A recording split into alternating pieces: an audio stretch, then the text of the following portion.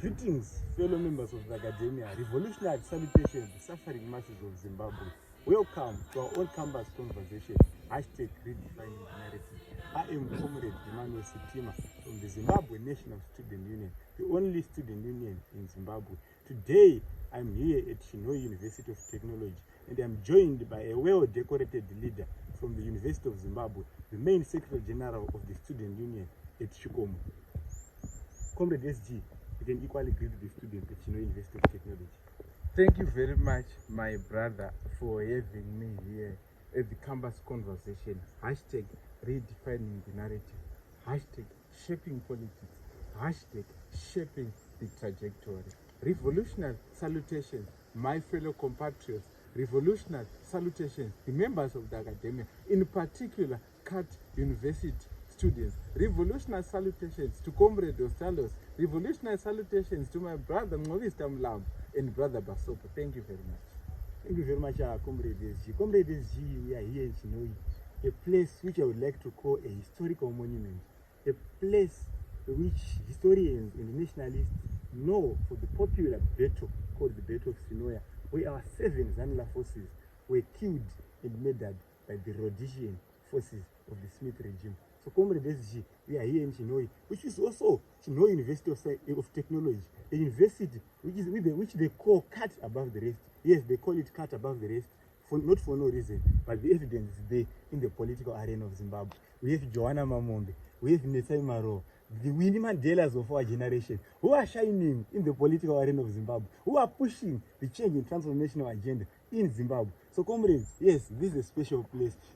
Students of Chinhoyi know it.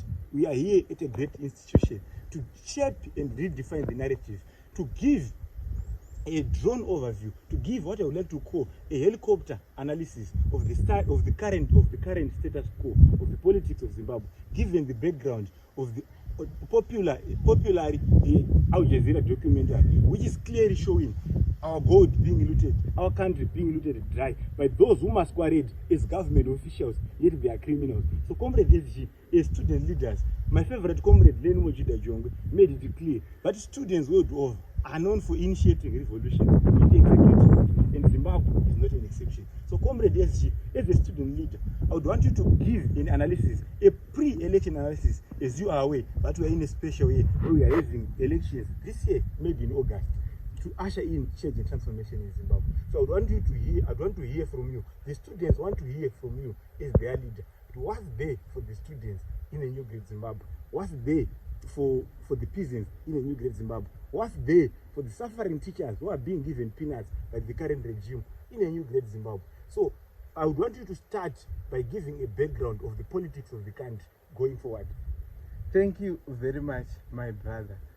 Before we embark on the analysis or synopsis, encapsulation of the political situation in our country, the status quo, we should make it clear here and now that most of the people might be amused that why these young people, why students in particular, are venturing into political issues rather than going back to their campuses to make sure that they deal with deans of students, they deal with the deans of faculties, deal with the vice chancellors. But no, as students, we understand that divorcing students' issues from politics is an illegitimate task, if not bogus. Like one of my brother once said, one of my favorite comrades, Friends Fano, he once said, each generation must, out of relative obscurity, discover its mission, fulfill it, or betray it. Another comrade will come and say, at the center of every revolution, there are young people who rise up to state, define, redefine, and respond to the national question. And Lenin also said, the role of the youth is to act as organic intellectuals, whereby they acquire knowledge not only for themselves, but to extricate other young people from the toils and moils of illiteracy. That's why we are here today, providing that thought leadership, exposing the lies, like one Amika Cabral once said, expose lies whenever they are told. Tell no lies to the masses of our people, and claim no easy victories. That's why we are here as students, as intellectuals who come from the citadels of excellence that are universities. So, talking of the political of our country, we saw recently the trending documentary of Al Jazeera showing clearly that our economy, our country is being looted dry, like what you said. It's being looted hook, line and sinker by the one who calls himself number one and the principal at large, that ambassador at large, the number one who resided at number one Chancellor Avenue, which we say by September it will be the house and the home of the citizens through Comrade Wamba Diawam, the ego Nelson Chamisa. So you would see that the corruption that is perpetuating in our country is the one that is making our country dilapidated to this extent. In the world of Julius Nyerere, he once said Zimbabwe is the jewel of Africa, but right now what we are seeing in Zimbabwe has been left as a basket only with nothing. It was a bread basket at first, but now it's just a basket with nothing, whereby the ruling elites, the ruling establishment is doing corruption, whereby the ruling establishment is selling rose to the people, saying that sanctions are the one that are causing this. But Al Jazeera said no, enough is enough to the lies, and we saw the coming out of the gold mafia, and hopefully on part 3 and part 4 we would realize that the number one, who is Emmanuel Mnangagwa, is deeply rooted in making sure that looting perpetuates in our country. So as students, what is it in it for the students to make sure that we usher in change and transformation? The reason why the students should be the midwives to the birth of a new great Zimbabwe, Ananyamukut. The reason is, number one, because if a government for the people, from the people, by the people gets into power, would make sure that students, they enjoy campus rights, they enjoy freedom from campuses. Why should it be that a vice chancellor is appointed by the president, not based on competence, but based on loyalty lines or political affiliation? Why is it that the dean of students are political, but they are supposed to act as the unifier of unions back there in campuses? Why is it that if students demonstrating for the right cause, they are arrested? Why are they arrested? We will make sure that if Mr. Chamisa, if Comrade Wamba Diawamba gets into power, all those things will be enjoyed by the students. Students might not be arrested because they have a right to demonstrate. They have a right to petition the university and the government. And the type of learning, we should make sure that we now learn the fourth industrialization. Why are we using analog till now, whereby it's a time of technology? Students will be at the center of articulating what we call artificial intelligence, of articulating the new technologies that are being initiated in other countries, South Africa, Rwanda, go to America. Why is it that Zimbabwe is still going backward, not going forward? Thank you very much, Comrade SG. I'm sure the students that cut have heard it. The SG made it clear that there will be a fair share of the national cake on behalf of the students.